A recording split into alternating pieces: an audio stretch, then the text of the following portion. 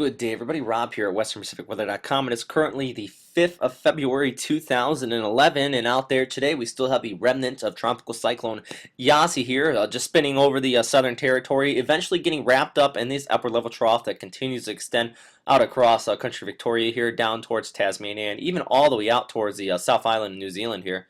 But over the next 24 hours, though, this remnants of the tropical cyclone here will continue to get absorbed by that trough and eventually kind of fade out here. That does not mean that the precipitation is going to end here for Victoria. Still seeing some heavy rain showers and thunderstorms, actually, as my counterpart here, a Solar Watcher, pointed out in one of his weather shares earlier today. He took some really good video of actually a pretty severe thunderstorm going on down there with some pretty significant outflow associated with it. So please check that out. But overall, though, that continues to affect Victoria. And even all the way up here towards northern Queensland, the monsoonal trough continues to play a deep role in here. Just noting that even though we did have a cyclone just make landfall, it does not mean that monsoonal trough continues to affect up here in the Northern Territory in Queensland.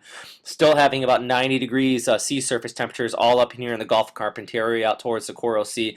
A little bit of upwelling due to the tropical cyclone here, so slightly cooler sea surface temperatures in this general area right in here, but it still is above 80 degrees, which means 80 degrees is kind of the cutoff point for tropical cyclone formation, so still having that potential up there. At this point in the next in the next week or so, any of the models are not really picking up on any formation of any cyclones in this general area, but noting that any of them can still pop up within any time frame at any course here. That's kind of the catch-all.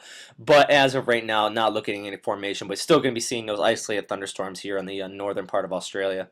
On that note, though, we do have another invest out here, and this is the one that everybody's all worried about, thinking it's going to be coming back here towards Queensland. This is Invest 93P right here, past the international date line here. Here's New Caledonia, all the way over here. International date lines here, 170 degrees east. This guy's a little spinning up here. Little flare up of convection starting to weaken. Joint Typhoon Warning Center has this rated as a poor area, meaning has a poor chance of development over the next 24 hours. And if it does develop in anything, max of a tropical storm from what I'm looking at, it eventually is actually going to get wrapped up in an upper level trough here, farther towards the south here, over the next several days, and just kind of take off towards the New Zealand area as an extratropical low. So just meaning it's actually some moderate precipitation for Auckland possibly here. But actually, let's zoom out. We're going to look at one of the models, and I'll show you what exactly I'm talking about. Now here's the no gaps model currently picking up on this. This is the afternoon of the 5th, so today, just southeast of Fiji here. And if actually we go out in the next 24 hours to the evening of tomorrow evening here, you start to see this upper level trough kind of dig in here over New Zealand, bring some precipitation to the southern island. As already noted earlier in the update, well, this trough is still going to continue to play a role, as it's actually going to grab this invest and start to drag it towards the south. As with Cyclone Yasi, I noted that these warm core lows like to go towards areas of low pressure. Thus, you have this trough digging in. It's basically going to run around this area of high pressure right here, this 1,024 millibar high. You also have another area of high pressure here extending from Tasmania out over towards Perth here.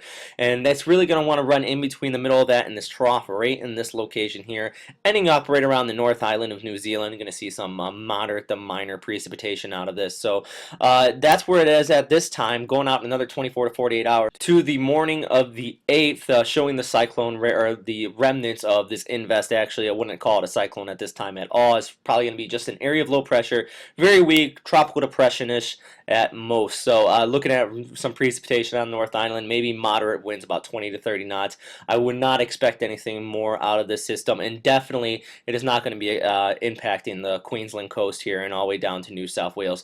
Not expecting any impact on Australia itself. So good news as far as that. Not going to be seeing any impacts in the near future, specifically from this system right here along the Queensland coast. So that's really the good news. But as already noted earlier in the update, all this convection rate in here being shown here on this model, this is a monsoonal trough.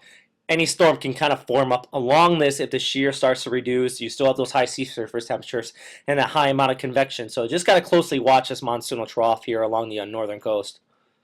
And moving up to the northern hemisphere, high pressure does continue to dominate here. Strong northeasterly wind coming around this area of high pressure. Basically, it sits right up in this region overall. Just have that wind circulating clockwise around it down here towards the south. And northeast monsoon continues to be in place here in the Philippines. Actually, looking at some ASCA imagery, you can see these strong winds along the surface of the ocean near the Luzon Strait here.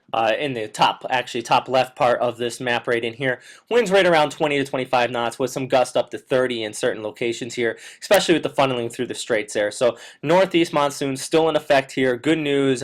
Only about partly cloudy skies with some drizzle being expected in Manila over the next several days, but Mindanao still seeing that exceptionally high amount of precipitation that we've been seeing the last several weeks. Actually, back in the satellite picture, you did see that area of convection just off the coast in the South China Sea here. That continues to linger over Borneo and Mindanao, and all just associated with the northeast monsoon here. But that is all I have for today, everybody. I want to end with a quick look at the website here, westernpacificweather.com.